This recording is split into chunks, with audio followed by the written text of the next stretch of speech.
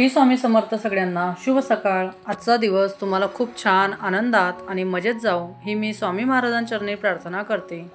तर हा व्हिडिओ आहे लक्ष्मीपूजनाच्या दिवसाचा। बघा, एखादी गोष्ट असते आणि त्या गोष्टीला एवढी जास्त काय म्हणतात ना दृष्ट लागते किंवा मग खूप जास्त त्या गोष्टीमागे आपण म्हणतो पनवती लागते। तर तशी माझ्या ह्या व्हिडिओची गोष्ट झाली। व्हिडिओ इतका सुंदर व्हिडिओ आहे, परंतु व्हिडिओला खूप जास्त शनी लागलेल्यासारखं झालेलं आहे। गावावरनं येऊन 8 दिवस झाले। गावाला तर व्हिडिओ टाकणं पॉसिबल नव्हतं, एडिट करणं, अपलोड करणं, परंतु इकडे येऊन पण त्याच गोष्टी झाल्या ज्या की मी तुम्हाला माझ्या नेक्स्ट व्हिडिओमध्ये सांगते काय झालेलं आहे असं म्हणून। आणि शेवटी म्हटलं आता जे होईल ते व्हिडिओ तर टाकायचाच आहे। माझा बॅकसाईडला तुम्हाला आवाज येत असेल तर अशीच एक गोष्ट झाली। व्हिडिओ जेव्हा व्हॉइस ओव्हर देत असतो तर त्यावेळेस खाली काम चालू आहे, विंगच्या खाली काम चालू आहे आणि आवाज अजिबात व्हॉइस ओव्हर देता येत नाही। आणि संध्याकाळून जेव्हा ती लोकं गेले त्यावेळेस ट्यूशन असते, मग स्वयंपाक असतो, त्यानंतर भरपूर साऱ्या गोष्टी असतात, तर रात्री काही व्हॉइस ओव्हर देता येत नाही। आजही तीच गोष्ट झाली, परंतु म्हटलं गावावरून येऊन 8 दिवस झाले तरीही व्हिडिओ अपलोड करणं होत नाही। शेवटी मग व्हिडिओ टाकायचा होता तो टाकलाच। तर मागचा आवाज जो येत असेल तो आवाज तुम्ही इग्नोर करा आणि आपला व्हिडिओ तुम्ही पूर्ण बघा। जर माझ्या चॅनलवर तुम्ही नवीन असाल तर चॅनलला सबस्क्राईब करा।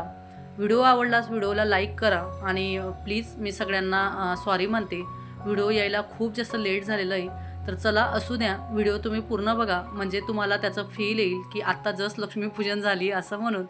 तर आज लक्ष्मीपूजन आहे आणि लक्ष्मीपूजनला फक्त आणि फक्त लेडीजलाच माहिती असतं की आपल्या लेडीजची किती जास्त धावपळ असते। आता बघा, तसं बघितलं गेलं तर लक्ष्मीपूजनाच्या दिवशी खरंच लक्ष्मी माता भगवान विष्णू आपल्या घरी येणार असतात का हो? परंतु नाही, ते खरंच आपल्या घरी येणार नसतात। त्या आपल्या ज्या पौराणिक कथा आहेत किंवा जे काही शास्त्रामध्ये अभ्यासामध्ये जे सांगून ठेवलेलं आहे की ह्या दिवशी लक्ष्मी माता आपल्या घरी येते असं म्हणून, तसं बघायला गेलं तर आपण त्यांना बघितलेलं असतं का किंवा त्या आपल्याला दिसलेल्या असतात का लक्ष्मी माता? तर नाही, परंतु फक्त आपल्या मनाचे हे खेळ असतात।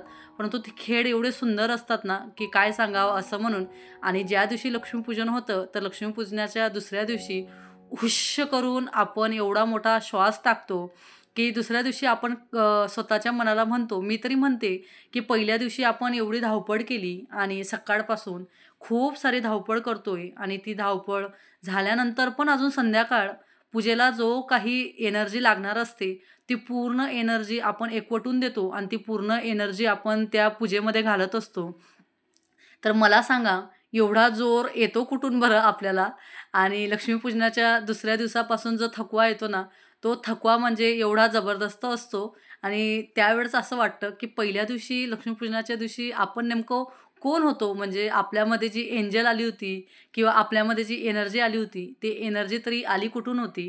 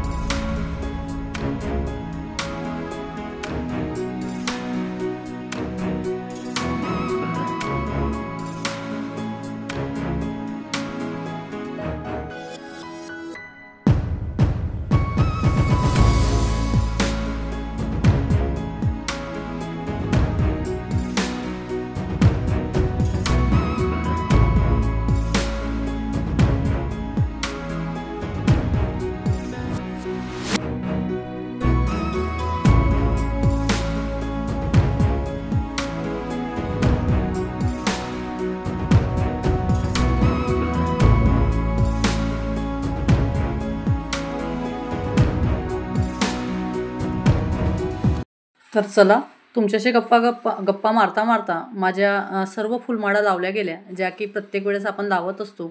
आणि त्या फुलमाळा रात्रीच पहिल्या दिवशी रात्रीच यांनी बनवून घेतल्या होत्या। आता हे जे स्टँड आहे जे मी बरण्या ठेवते, तर हे स्टँड फक्त आणि फक्त फ्रीज राहिलं क्लीन करायचं आणि हे स्टँड राहिलं तरीही मनाला काही चैन पडेना। सकाळी उठून फुलमाळा वगैरे लावल्या गेल्या आणि देवपूजा झाली आणि त्यानंतर परत परत जी काही खराब गोष्ट असते त्या गोष्टीकडेच नजर जात असते। तर हे स्टँड काही बरं वाटत नव्हतं, डस्ट बसली होती त्याच्यावर। म्हटलं सगळं क्लीन झालं, संध्याकाळच्या वेळेस लक्ष्मी माता आपल्या घरी येणार आहेत, त्याच्यामुळे त्यांच्या स्वागतासाठी घर पूर्ण क्लीन हवं, तर परत परत त्याच्यावरच लक्ष जात होतं. त्याच्यामुळे पहिले ते क्लीन करून घेतलं. मनाला काही बेचैनसारखं वाटत होतं. आणि जर ते क्लीन केलं नसतं तर परत संध्याकाळपर्यंत पूजेच्या आत त्याच्यावरच लक्ष गेलं असतं. म्हटलं चला थोडा वेळ मिळालेला आहे, तर त्याच्यामुळे तो वेळ टाईमपास न करता तेवढं तरी क्लीन करून घ्यावं. आणि तो कोपरा पण खूप सुंदर असा झाला. आणि त्यानंतर राहिले होते माझे मॅग्नेट लावायचे, कारण की जर कलरिंगच्या वेळेस या मॅग्नेटवर धूळ बसली किंवा काहीतरी कलर वगैरे पडला तर ते पण आवरणं मुश्किल होऊन जातं. बारीक बारीक गोष्टी सगळ्या काढून घेतल्या होत्या. आणि त्यानंतर राहिलं ते म्हणजे सगळ्यात महत्त्वाचं टास्क, जे की दिवाळीच्या वेळेस असतं, रांगोळी काढणं. आता रांगोळी काढण्याचं काम एवढं मोठं असतं, ज्यावेळेस असं वाटतं की आपण रांगोळी काढतोय त्यावेळेस घरामध्ये अजून कोणीतरी आवरणारं असावं. असं जेव्हा आणि हे कोणाकोणाला वाटतं त्यालासुद्धा नक्कीच हसू येईल की हा अनुभव प्रत्येक लेडीजचा असतो. आणि अशा लेडीजचा असतो की जिला खूप मोठी रांगोळी काढण्याची हौस आहे किंवा खूप छान डिझाईन काढण्याची हौस आहे, परंतु कमी वेळेच्या अभावामुळे तिला मन मारून रांगोळी अशी छोटीशी किंवा शॉर्टकट अशी रांगोळी काढावी लागते. तर अशाच लेडीजचा हा अनुभव असतो की जे की आपण बाहेर रांगोळी काढतोय आणि घरामध्ये अजून दुसरे कामं करणारं कोणीतरी पाहिजे. म्हणजे बाहेरून जेव्हा आपण रांगोळी काढून जातो तेव्हा घर पण व्यवस्थित नीटनेटकं आणि व्यवस्थित जिथली वस्तू तिथे असली पाहिजे, किंवा कमीत कमी स्वयंपाकाला तरी सुरुवात झाली पाहिजे, असं त्या रांगोळी काढणाऱ्या लेडीजचं म्हणणं असतं. तर इथं मी सुरुवातीला उंबरठा पूजन करून घेतलं. उंबरठा पूजन करत असताना ते जेव्हा ओलं असतं तर ते ओलं थोडंसं सुकू देते, त्याला ड्राय होऊ देते. त्यानंतर मग रांगोळी काढते. आता दरवाजाला स्वस्तिक काढायचा किंवा रांगोळी काढणं किंवा उंबरठा पूजन करणं हे खूप जास्त पवित्र असतं, मांगल्याचं प्रतीक असतं, जे की आपल्या भारतीय संस्कृतीमध्ये लावलेलं आहे. बाहेर रांगोळी काढल्याने आपल्या घरामध्ये येणारी निगेटिव्हिटी कमी होते. दारावर स्वस्तिक काढल्याने, दार म्हणजे आपलं जे प्रवेशद्वार असतं, ते प्रवेशद्वार म्हणजे घरात येणारी चांगली, वाईट, निगेटिव्ह, पॉझिटिव्ह प्रत्येक गोष्ट ही आपल्या दारातून घरामध्ये येत असते. म्हणून त्या दारावर पडणारी नजर ही कितीही निगेटिव्ह व्यक्तीची का असेना, परंतु आपलं दार हे असं असलं पाहिजे की ते निगेटिव्ह व्यक्तीचं माइंड हे पॉझिटिव्ह होऊन जायला पाहिजे.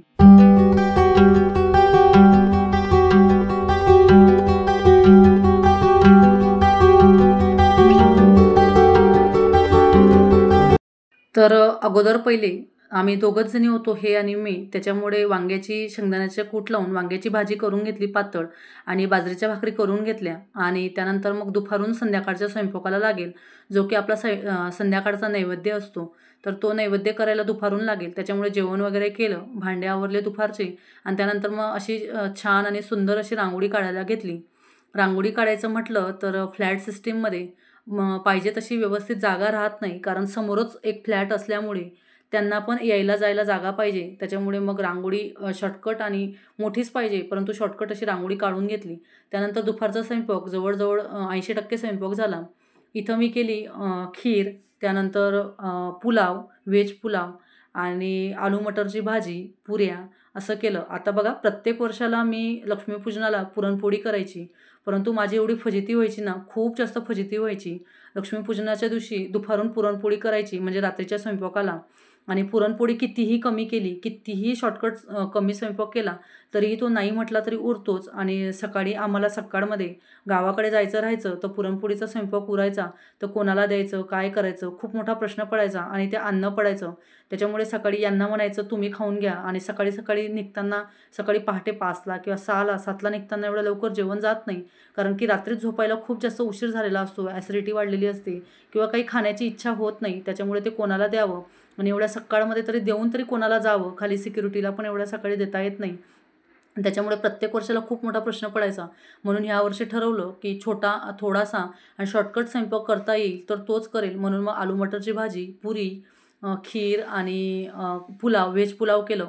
कारण की थोडंफार जर सकाळी उरलं तर सकाळी निघताना ते खाता येईल, परंतु पुरणपोळी खाण्याची इच्छा होत नाही. म्हणून मग हेच करायचं ठरवलं. तर आता इथं मी पहिले करून घेते डेकोरेशन, पाट मांडणी. आता पाट मांडणी करत असताना पहिले आपल्याला काय करायचं आहे, कसं करायचं आहे, हा डोक्यात काही विचार वगैरे घेतलेला नसतो.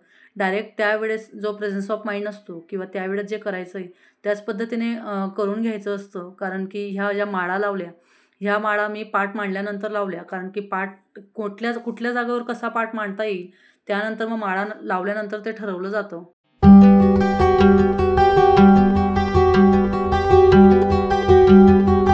आणि हो, हा एक महत्त्वाचा विषय ह्या व्हिडिओमधनं मला एक सांगायचं आहे. तर जर कोणी अनमॅरिड मुली माझा हा व्हिडिओ बघत असतील किंवा ज्यांचं आता लग्न करायचं आहे, त्या जर माझा हा व्हिडिओ बघत असतील, तर त्यांना मी एकच गोष्ट सांगेल, की जर तुम्हाला लग्न करायचं आहे आणि जर तुम्ही देवपूजा करत असणार, देवाकडनं कुठलीच गोष्ट मागू नका. मला खूप सारा पेमेंट असणारा नवरा दे किंवा माझा लाईफ पार्टनर असा असला पाहिजे, तसा असला पाहिजे. मला असं प्रॉपर्टी किंवा संपत्तीवालं घराणं दे, असं कधीच मागू नका. मी तर म्हणेल ना, लग्न करायचं असेल आणि तुम्हाला जर देवाकडनं काही मागायचं असेल, तर नक्की देवाकडनं हे मागा, की मला असं घराणं दे, मला असं सासू-सासरे दे किंवा असे सासरची लोकं किंवा माझा जो लाईफ पार्टनर असेल, माझा जो हजबंड असेल तो असा दे, की त्याला ते धार्मिक घराणं असलं पाहिजे. बघा, आपण जर घरामध्ये मुलीला जर कधी देवपूजेची खूप सारी आवड असली आणि घरामध्ये जर नवऱ्याला किंवा सासू-सासऱ्यांना किंवा घरातल्या फॅमिली मेंबरांना जर ह्या गोष्टीची जर आवड नसली ना, कुठल्याही गोष्टीची आवड राहत नाही धार्मिकतेची, तर आपल्या असण्याने काहीही कुठलीही व्हॅल्यू राहत नाही. घरामध्ये इव्हन नुसता लाईफ पार्टनर जरी आध्यात्मिक असला, त्याला देवपूजेची आणि देवपूजेच्या वस्तू आणण्यामध्ये जर आवड असली, तर तिथंच आपण स्वतः जिंकलो, हे तर माझं वैयक्तिक मत आहे. कारण की मी माझ्यावरनं सांगते, आपण स्वामी समर्थ सेवेकरी आहोत, हे खूप मोठं आपलं पुण्य आहे, की आपलं मागच्या जन्माचं खूप मोठे पुण्य आहे, की आपण महाराजांच्या पायाजवळ बसलेलो आहोत आणि महाराजांच्या बैठकीला बैठक लावून आपण बसलेलो आहोत.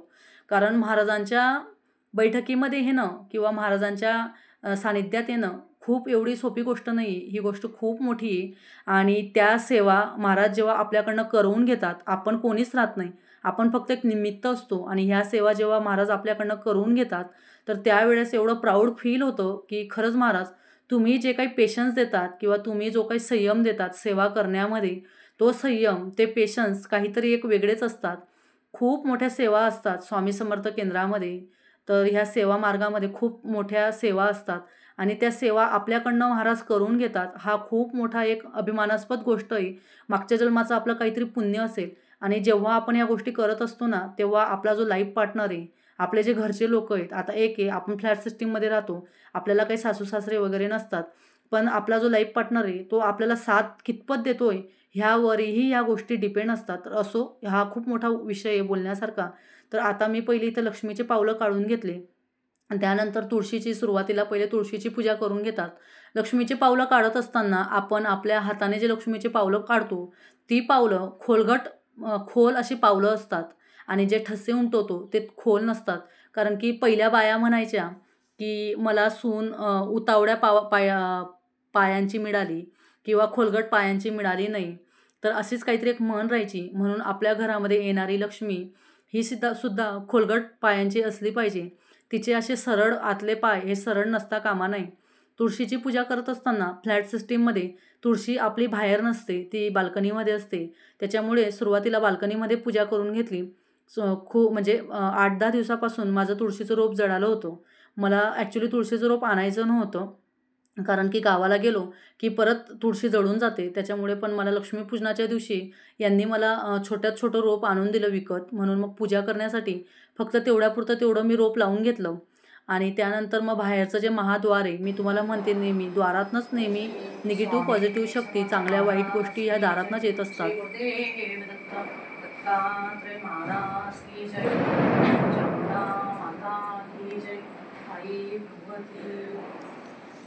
श्री स्वामी समर्थ महाराज की जय. श्री गुरुदेव दत्तात्रय महाराज दादा. सगळ्या गोष्टींची पूजा झाल्यानंतर आता मेन पूजेला बसायचं होतं. तर लक्ष्मीपूजनाच्या दिवशी सकाळी शार्प 4ची बेल लावलेली असते. पहाटे 4ची बेल लावूनसुद्धा शार्प 4 वाजता उठते. तरीसुद्धा दिवस एवढा पटापट पळत असतो आणि कामं तर संपत नाही. दिवस संपून जातो, परंतु कामं संपत नाही. तरीही भरपूर साऱ्या गोष्टी राहून जातात. परंतु इट्स ओके, कारण एकटी बाई करेल तरी कुठे आणि एकटी बाई काय काय करेल, या सगळ्या गोष्टी मॅनेज करणं म्हणजे एवढं सोपं नसतं. आता बघा, लक्ष्मीपूजनाची पूजा म्हणजे प्रत्येक घराची परंपरा, प्रत्येक घराचे संस्कार, संस्कृती आणि चालीरीती पहिल्यापासून आपली सासू किंवा आपल्या सासूची सासू, आजी सासू किंवा आपली फॅमिली कुठली पूजा करते याच्यावर आपली घरची पूजा डिपेंड असते. त्याच्यामुळे प्रत्येक घराची लक्ष्मीपूजन हे वेगळं होत असेल या गोष्टीवर तुम्हीसुद्धा सहमत असणार. मी जी पूजा करते तीच पूजा शेजारची लोकं करतायत का? त्यांच्या समोरची लोकं करतायत का? किंवा तीच पूजा तुमच्या घरी पण होते का? हे नसतं. तर सुरुवातीला पूजा करण्याच्या पहिले मी माझा जो काही संकल्प असतो, तो संकल्प मी सोडवून घेतला. आणि संकल्प सोडवत असताना तुम्हालाही माहिती असेल, आपलं नाव, गोत्र या सगळ्या गोष्टी म्हणून मग आपण आपला संकल्प सोडवून घ्यायचा. तर मी तुम्हाला तेच म्हटली, की पूजा ही प्रत्येकाची सेम नसते. लक्ष्मीपूजनाची पाट मांडणी ही सुद्धा प्रत्येकाची सेम नसते. पाट मांडणी करत असताना कोणाची पाट मांडणी वेगळी असते, तर कोणाची कशी असते. संकल्प सोडून घेतल्यानंतर आपले जे आराध्य दैवत गणपती बाप्पांवर गणपती अथर्वशीर्ष म्हणून अभिषेक करून घेतला आणि अभिषेक झाल्यानंतर त्यांना स्वच्छ वस्त्राने पुसून त्यांच्यावर हळद-कुंकू, अक्षदा, फूल अर्पण करून घेतलं आणि आपला नैवेद्य तो सगळ्या देवांना जो दिलेला असतो तोच लक्ष्मीपूजनाच्या दिवशीही तोच नैवेद्य असतो. दुर्वा वगैरे आवडीच्या दुर्वा असतात गणपती बाप्पांना, त्या दुर्वा वाहून घेतल्या आणि पाट मांडणी करत असताना पाटावर ज्या काही देवतांच्या मूर्ती असतात, त्या सगळ्या देवतांच्या मूर्तींचा अभिषेक होतो लक्ष्मीपूजनाच्या दिवशी.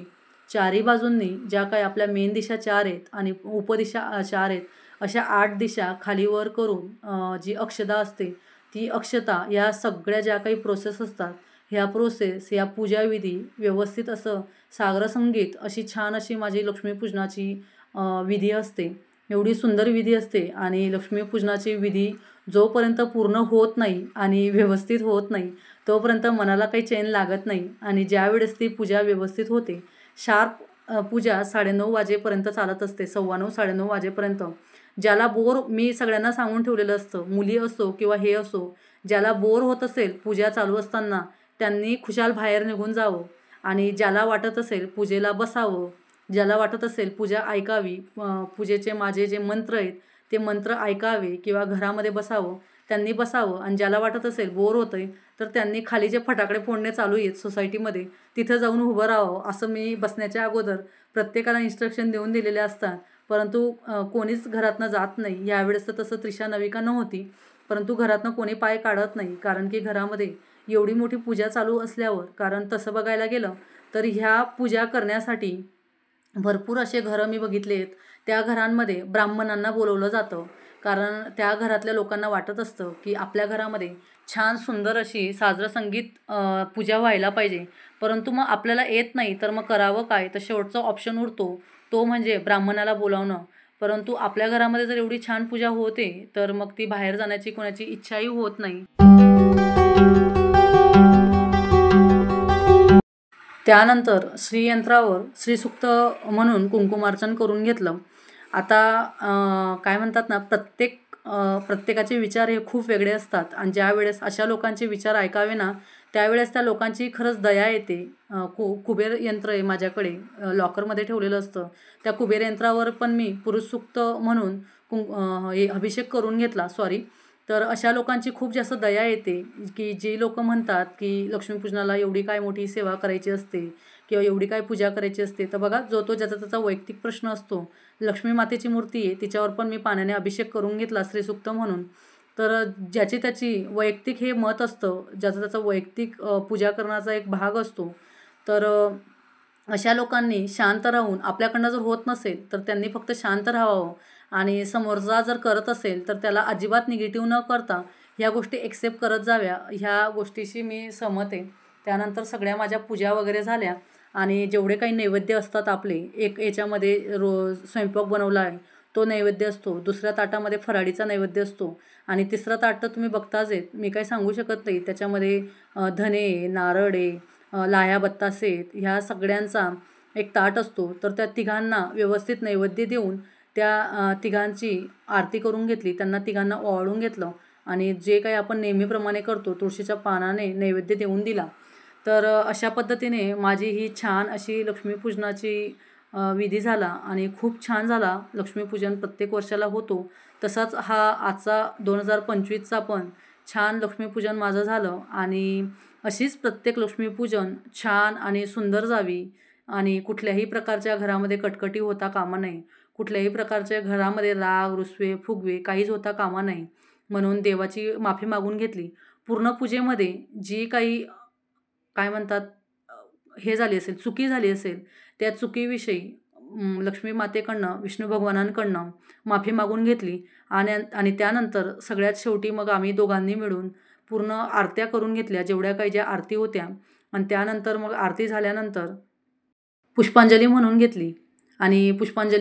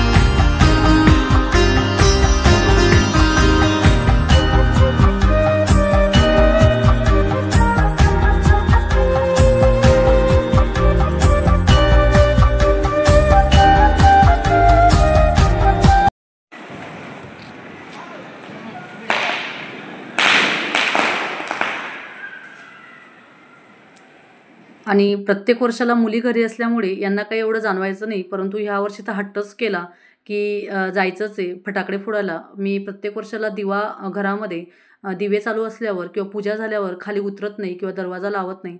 परंतु ह्या वर्षी तर अहोंनी खूप जास्त हट्ट केला की काहीही करून खाली क्रॅकर फोडायला चल, मी तुला पोटी आणि चक्कर आणून देतो, परंतु फटाकडे फोड. आणि त्यानंतर मग वाजले ते रात्री 12.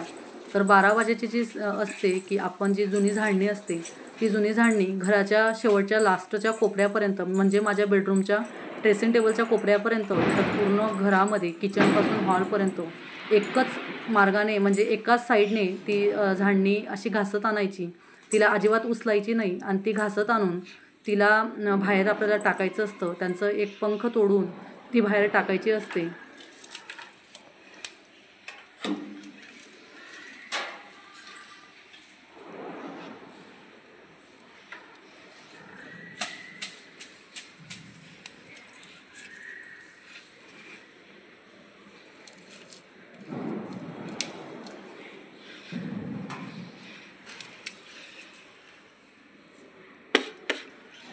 लक्ष्मीचा नाश हो, लक्ष्मी माझ्या घरात येऊ, लक्ष्मी माता माझ्या घरात तुझं स्थान अखंड राहू. आणि आता ही झाडणी सकाळी जेव्हा आम्ही गावी जाऊ तेव्हा एका साईडला कोपऱ्यामध्ये ठेवून येईल. तिला डस्टबिनमध्ये पण फेकायची नाही किंवा कुठे रस्त्यावर कोणाचा पाय लागेल अशा ठिकाणी पण फेकायची नाही. आणि घरामध्ये पण तिचा यूज करायचा नाही. तर आजचा व्हिडिओ तुम्हाला कसा वाटला हे मला नक्की सांगा.